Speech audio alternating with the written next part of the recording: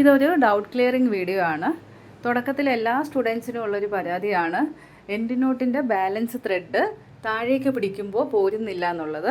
അതുമാത്രമല്ല, silk ത്രെഡിൽ end not കൊടുക്കുമ്പോൾ താഴോട്ട് പിടിക്കുമ്പോഴത്തേക്ക് സിൽക്ക് ത്രെഡ് പൊട്ടിപ്പോവുകയും ചെയ്യും. ഫസ്റ്റ് നമുക്കിവിടെ ചെയിൻ സ്റ്റിച്ച് കൊടുക്കാം.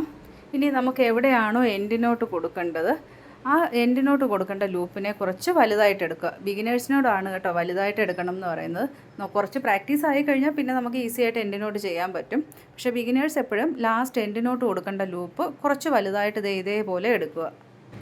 ഇനി തൊട്ടടുത്തുനിന്ന് തന്നെ സെക്കൻഡ് ചെയിൻ എടുക്കുക. സെക്കൻഡ് ചെയിൻ എടുക്കേണ്ടത് ഫസ്റ്റ് ആ എടുത്ത ലൂപ്പിനോട് ചേർന്ന് തന്നെ ആയിരിക്കണേ. അതും കുറച്ച് വലുപ്പത്തിൽ തന്നെ എടുക്കുക, എങ്കിലേ നമുക്ക് കാണാൻ പറ്റത്തുള്ളൂ ബിഗിനേഴ്സിന്. ഇനി സെക്കൻഡ് ചെയിനിൻ്റെ ഉള്ളിലൂടെ ഫസ്റ്റ് ചെയിനിനെ നീഡിലിൽ ഇതേപോലെ ഹോൾഡ് ചെയ്യുക. താഴേന്ന് ത്രെഡിനെ വലിച്ചു കൊടുക്കുക. ഇപ്പോൾ ഇവിടെ എൻഡ് നോട്ട് വീണിട്ടുണ്ട്. ലോങ് ലൂപ്പിൽ എൻഡ് നോട്ട് കൊടുത്തതുകൊണ്ട് ബാലൻസ് ഇത്രയും മുകളിലേക്ക് ഇരിക്കുകയാണ്.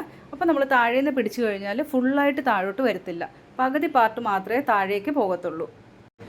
ഈ ലൂപ്പ് കണ്ടോ, ഇത്രയും ലോങ് ആണ്. നമ്മൾ ഇത്രയും ഭാഗവും കൂടെ താഴോട്ട് പിടിച്ചു കഴിഞ്ഞാൽ വരത്തില്ല.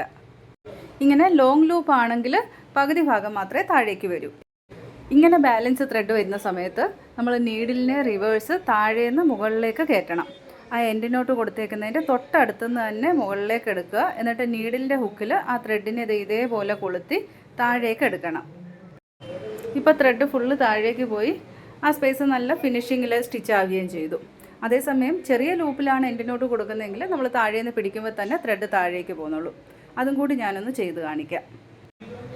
എനിക്കിത് ഇവിടെയാണ് എൻഡ് നോട്ട് കൊടുക്കേണ്ടത്. അപ്പോൾ ഫസ്റ്റ് ചെയിൻ ഞാൻ ലോങ് ആയിട്ട് എടുത്തു. ഇനി തൊട്ടടുത്തുനിന്ന് തന്നെ എൻഡ് നോട്ട് കൊടുക്കാനായിട്ട് സെക്കൻഡ് ചെയിൻ എടുക്കുകയാണ്. സെക്കൻഡ് ചെയിൻ എടുത്തപ്പോൾ ഫസ്റ്റ് ചെയിന് ഞാൻ ചെറുതായിട്ടാണ് എടുത്തിരിക്കുന്നത്. ഫസ്റ്റ് ചെയിൻ ചെറുതായിട്ടുണ്ട്. നമ്മൾ ഫസ്റ്റ് ലൈനിൽ കാണിച്ച പോലെ വലുതായിട്ട് എടുത്തിട്ടില്ല. ഇനി സെക്കൻഡ് ലൂപ്പിനുള്ളിലൂടെ ഫസ്റ്റ് ലൂപ്പിനെ നീഡിലിൻ്റെ ഹുക്കിൽ കൊളുത്തി താഴേന്ന് നമുക്ക് ത്രെഡിനെ പിടിക്കാം.